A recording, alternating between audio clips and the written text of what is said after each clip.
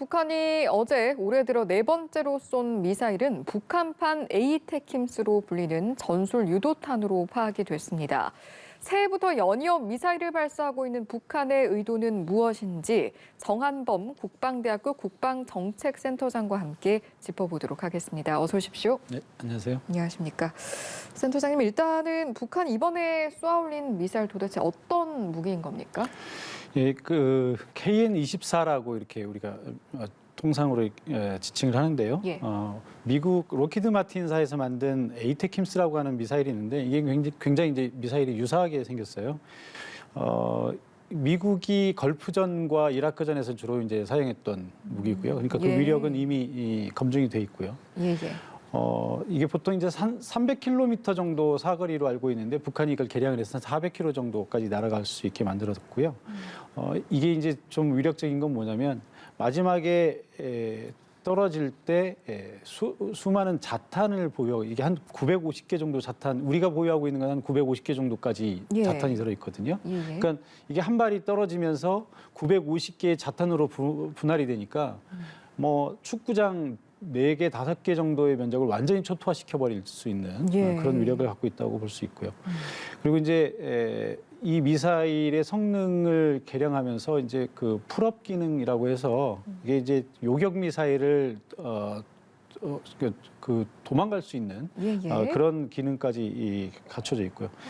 최근에는 이제 이게 그 핵탄두를 장착할 수 있다라고 이렇게 좀 평가가 되고 있기 때문에 만약에 이게 이제 핵탄두를 장착해서 쏜다면 좀 위험한 무기가 될 수 있겠죠. 예, 사실 그 부분을 좀 여쭤보려고 했는데 요격이 어려워서 현대전에 게임 체인저라는 말까지 쓰인다고 들었거든요.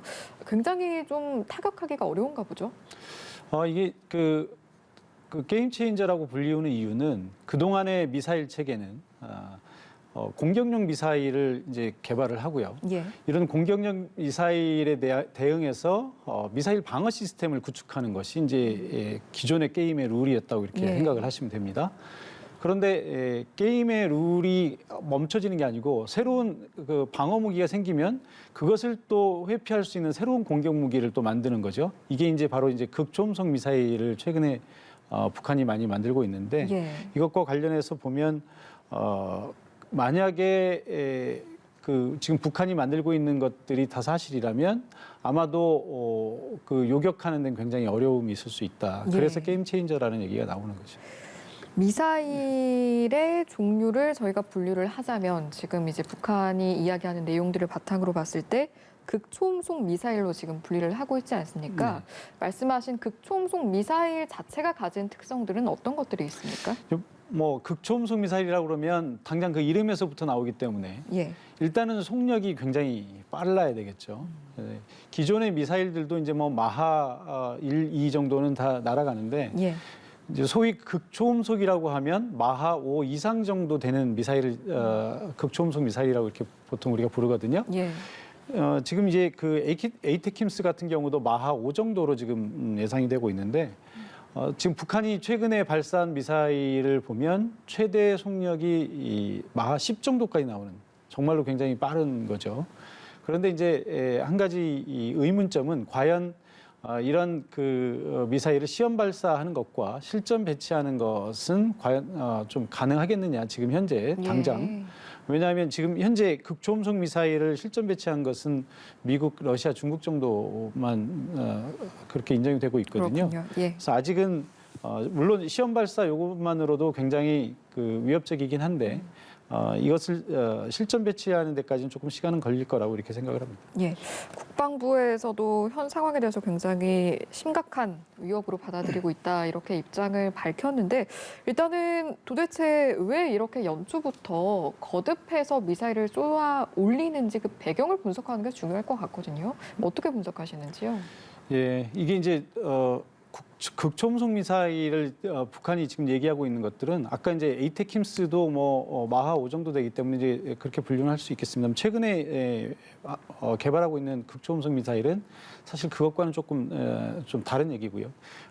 이게 탄도미사일처럼 올라갔다가 탄도미사일의 특성은 높이 올라갑니다. 올라가면서 내려오기 때문에 떨어지면서 굉장히 높은 속도가 나는 거죠. 그래서 탄도미사일의 어떤 특성이 있는데 순항미사일은 또 어떤 기능이 있냐면 보통 우리가 비행기가 날아가는 것과 똑같이 날아간다고 보시면 됩니다. 그러니까 무인 비행기와 똑같다고 보시면 되는데 이 순항 미사일은 유도 기능이 있어요. 그러니까 목표물을 찾아가는 기능이 있거든요. 근데 이 극초음속 미사일은 이 두 가지의 장점을 다 결합한 그런 것이고요. 그러니까 탄도미사일처럼 올라갔다가 떨어지는 단계에서는 순항 미사일처럼 이렇게 물체를 찾아가는 그런 기능이 있다고 생각하시면 되고요. 그래서 전 세계에 어디든지 한두 시간 내에 타격이 가능하고 만약에 평양에서 쏜다면 서울은 1분 이내다 이런 평가도 나오고 있는데요. 자, 그러면 이것을 왜 북한이 이렇게 자꾸 공개를 하느냐? 아마도 이 현재 바이든 정부의 대외 정책의 우선순위에서 북한이 좀 밀려나 있는 것 같아요. 잘 아시겠지만 바이든 정부가 들어선 지 이제 물론 이제 1년 지났습니다만 아무래도 트럼프 정부에서 북한을 다뤘던 그런 정도의 어떤 비중이랄까 이런 것들을 계속 이어가기 어려운 측면이 있었고요. 그다음에 이제 바이든 정부가 현재 겪고 있는 가장 큰 어려움이라고 하는 게 이제 미중 전략 경쟁 아니겠습니까? 그리고 이제 러시아가 최근에 우크라이나 사태 비롯해서 관심이 그쪽으로 가 있기 때문에 북한은 아무래도 미국의 관심을 좀 끌어야 되는 이런 상황이고요. 왜냐하면 북한이 현재 처해 있는 경제 제재를 벗어난다든지 아니면 안보적인 위협이나 이런 것들을 벗어나든지 다 미국과 협상이 없으면 불가능하거든요. 그래서 일단은 미국의 외교 정책에 있어서 우선순위에 밀려나 있는 문제에 대한 불만이 가장 큰 것 같고요.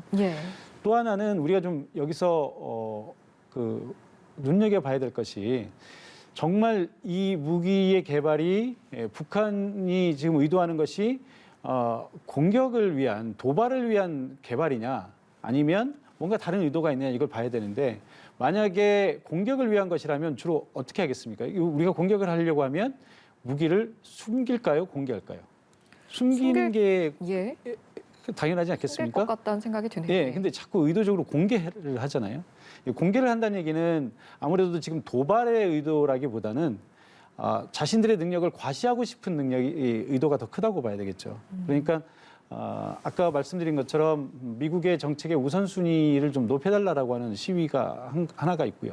또 하나는 우리가 이렇게 강력한 무기를 가지고 있으니 우리 함부로 공격하지 말라라고 하는 억지의 의미 이런 두 가지에 대한 시위를 하고 있는 것이 아닌가 이렇게 생각이 듭니다.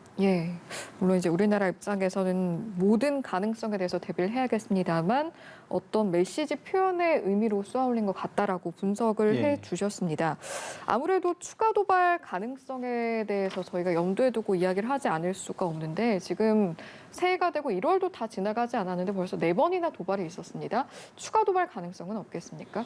저는 추가 도발 가능성이 충분히 있다고 봅니다. 지금 앞서 말씀드린 것처럼 북한의 의도는 만약에 공격을 위한 것이었다면 공격이나 도발을 의도한 것이었다면 불시에 우리를 괴롭힐 수 있는 시간을 목표로 하겠지만 지금 하는 걸 보면 거의 연달아서 이렇게 하고 있지 않습니까? 북한에 대한 미국의 관심을 끌고자 하는 의도 그리고 억지력을 과시하고자 하는 그런 의도를 가지고 있기 때문에 앞으로도 계속 자신들의 능력을 과시하려고 하는 기술이 조금씩 진전할 때마다 과시하려고 하는 그런 의도를 좀 계속 보여줄 거고요. 물론 지금 이제 2월 가면 베이징 동계올림픽이 있지 않습니까? 아마도 중국과 혈맹 관계인 북한 입장에서 올림픽 기간 중에 찬물을 끼얹는 그런 도발을 하기는 좀 어려울 겁니다. 그래서 어쩌면 그 전에 이걸 많이 하려고 일부러 지금 더 몰아서 하고 있다는 느낌도 들고요. 한국의 선거 끝나고 또 베이징 올림픽이 끝나고 이런 즈음에 가면 다시 도발을 재개할 그런 가능성이 있다고 봅니다.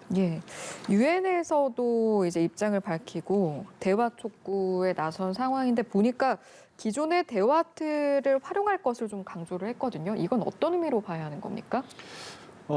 유엔에서 이제 당연히 지금 북한의 탄도미사일 문제가 유엔의 안보리 결의를 위반한 거 아닙니까? 당연히 이제 유엔 입장에서는 관심을 보여야 되는 사안이고요. 그래서 북한에 경고를 한 건 맞는데 기존의 대화 틀을 유지하라라고 하는 것은 아무래도 남북 간의 대화 그리고 이제 북미 간의 대화가 진행이 되고 있었기 때문에 예. 이것을 잘 활용하라라고 하는 그런 의미로 읽혀지고요. 그 얘기는 아무래도 이제 그 한국이 주도하고 있거나 또 미국이 의도하고 있는 그런 대화의 장에 북한이 빨리 좀 나와서 대화를 통해서 문제를 해결하라 이런 메시지를 던지고 있는 것 같습니다. 예. 한미일 북핵 수석 대표도 이제 전화를 통해서 3자 전화 협의를 가지고 협력을 좀 하기로 이야기가 나온 걸로 알고 있는데 구체적으로 좀 어떤 내용이 오고 갔다라는 내용이 밝혀진 게 있습니까? 뭐 일단은 그 북한에 대한 그 미사일 시험 발사를 좀 중단하라고 하는 삼국의 어떤 공통된 목소리를 끄집어낸 것이 제일 큰 성과라고 볼 수 있겠고요. 예. 그다음에 이제 미국 입장에서는 기존의 대화 촉구 입장을 다시 한번 밝혔어요. 그러니까 우리는 언제든지 문이 열려 있다. 북한이 대화의 장에 나오면 언제든지 대화에 응할 자세가 되어 있다. 예. 다만 조건 없이 대화를 해야 된다라는 조건 없이요? 그런 얘기를 했는데 아마도 이제 북한은 뭐 다시 또 얘기가 많이 거슬러 올라갑니다만 트럼프 정부 때 있었던 하노이의 그 아픈 기억이 있기 때문에 예. 뭐 선뜻 대화에 나오기 좀 어려워하는 그러니까 대화에 나갔다가 아무런 성과가 없으면 또다시 이 국내 정치라든지 또 국제 정치의 국면에서 굉장히 좀 어려운 처지에 처할 수 있다라고 하는 두려움이 있는 것 같습니다. 그래서 예. 미국이 좀 어떤 성의를 보여야 대화에 임할 수 있다. 이런 입장을 가지고 있는 것 같습니다. 예. 다음으로 중국의 입장도 한번 살펴볼까요? 옹호 입장을 보이고 있는데 이거 속내를 어떻게 해석해야 하는 겁니까? 지금 동아시아에서 북한이 우리는 지금 이제 북한의 미사일을 좀 쳐다보고 있습니다만 동아시아에서 지금 가장 큰 현안은 사실은 미중 간의 전략 경쟁이죠. 예. 미국은 당연히 중국의 부상을 두려워하고 있고 중국은 또 이렇게 중국을 견제하는 미국에 대해서 불만이 많죠. 최근에 미국의 움직임을 보면 동아시아에서 그 쿼드라든지 그다음에 이제 영국, 호주와 같이 맺은 오커스 동맹이라든지 이런 이제 소다자 모임을 주도를 많이 하고 있거든요. 이 예. 모든 것들이 사실상 대중국 견제용이에요. 그러니까 중국 입장에서는 아무래도 미국이 관심을 분산시키고 미국의 전력을 약화시킬 수 있는 방향으로 좀 관심이 가겠죠. 예. 그러니까 북한이 하고 있는 이런 미사일 시험이나 이런 것들이 중국에게 도움이 된다거나 중국이 좋아서라기보다는 미국을 견제하기 위한 차원에서 북한이 하고 있는 것에 대해서 나름 이유가 있다. 이렇게 지금 얘기를 하고 있는 것 같습니다. 예. 연장선상에서 최근 미국의 이런 움직임도 짚어보고 싶은데 미국 해군의 최강 전력 중 하나로 꼽힌 오하이오급 원자력 추진 잠수함이 최근 괌에서 전격적으로 모습을 드러냈거든요. 이제 제가 알기로 보통 이런 위치나 뭐 어떤 사진도 공개가 됐던데 공개되는 내용이 아니지 않습니까? 그럼요. 네. 지금 오하이오급이라고 이렇게 이제 우리가 보통 표현을 하는데요. 왜냐하면 그 잠수함이 처음 만들어졌을 때 이제 오하이오함이라고 만들어졌는데 사실은 오하이오급이라고 부른 이유가 이 정도 같은 사이즈의 잠수함이 18척이 있습니다, 지금. 그래서 보통 이제 오하이오가 제일 처음에 만들어졌기 때문에 이제 오하이오급이라고 이렇게 부르는 건데 이 잠수함이 어느 정도냐면요. 그 길이가 무려 170m입니다. 그러니까 우리가 가지고 있는 우리 가장 큰 함정 중에 이제 독도함이라고 있는데 독도함의 길이가 190m 정도 돼요. 그러니까 우리가 가지고 있는 배 정도의 길이의 잠수함을 가지고 있는 거죠. 상당하네요. 예, 그러니까 뭐 우리는 지금 2,000톤, 3,000톤 얘기하고 있는데 북한도 지금 개발하고 있는 것이 3,000톤 그리고 이제 5,000톤을 뭐 개발하겠다 이런 얘기들 하고 있는데 현재 이 그 오하이오급 이 18,000톤입니다. 그래. 크기가. 그래서 뭐 북한이 최근에 뭐 잠수함을 개발해서 SLBM을 장착하고 뭐 이래서 한 발 장착하고 발사하는 거거든요. 지금 이 오하이오급에는 무려 24발이 들어갑니다. 이게 그 대륙간 탄도미사일 같은 경우는. 그리고 이제 순항 미사일로는 무려 54발 정도가 장착이 가능하고요. 그런데 이런 그 소위 미국이 가지고 있는 전략 무기 중에서 가장 비대칭적인 전략 무기라고 볼 수 있어요. 그러니까 예. 핵미사일, 대륙간 탄도미사일 같은 것은 미국도 가지고 있고 중국도 가지고 있고 물론 미국이 훨씬 더 많이 가지고 있고 더 위력은 셉니다만 중국도 비슷한 능력의 것들을 가지고 있거든요. 근데 이제 중국이 미국을 쫓아갈 수 없을 정도의 어마어마한 잠수함 능력을 가지고 있는데 잠수함이라고 하는 것의 특성상 바닷속에서 무려 이제 저런 핵추진 잠수함은 무려 77일 정도를 물 밖으로 나오지 않고 그냥 갈 수가 있어요. 예. 그러니까 미국에서 출발하면 중국까지 그냥 가는 거죠. 예. 근데 중국 옆에 가서 어디에서 있는지 알 수가 없는 거죠. 그러니까 중국이나 북한이나 이런 적대국들 입장에서 보면 어마무시한 이런 무기가 되는데 이것을 물 밖으로 내보내고 그것을 공개했다라고 하는 것은 예. 아까도 북한의 의미도 말씀드렸습니다만 이것도 역시 어떤 의미겠습니까? 이게 만약에 미국이 중국이나 북한을 뭐 공격하기 위한 것이라면 이렇게 절대 드러낼 리가 없죠. 메시지 전달 측면이다라는 그럼요. 말씀이시네요. 이게 이제 나와서 알겠습니다. 내가 여기 있다라고 보여주는 것은 니들 몰랐지? 니들 예. 모르는 사이에 내가 여기까지 오는 거 예. 봤지? 내가 어디든 갈 수 있어라는 예. 것을 지금 과시하는 것이죠. 알겠습니다. 볼 수 있습니다. 마지막으로 이 내용도 간단히 여쭤보고 마무리하도록 하겠습니다. 문재인 대통령 순방 중에 지금 천공투 수출이 성사가 됐는데 이 의미와 파급력 한번 짚어주시죠. 이게 천궁2라고 하는 것이 뭐냐면 요격 미사일이에요. 그러니까 지금 북한 미사일에 대해서 우리가 지금 많이 얘기하지 않았습니까?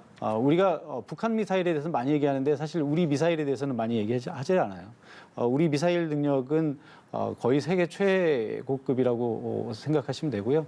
이 천궁2가 일종의 그러니까 북한에서 미사일을 쏘거나 또 외부에서 미사일이 날아오면 이것을 우리 영토 내에 떨어지지 않도록 하늘에서 요격하는 그런 시스템이거든요. 예.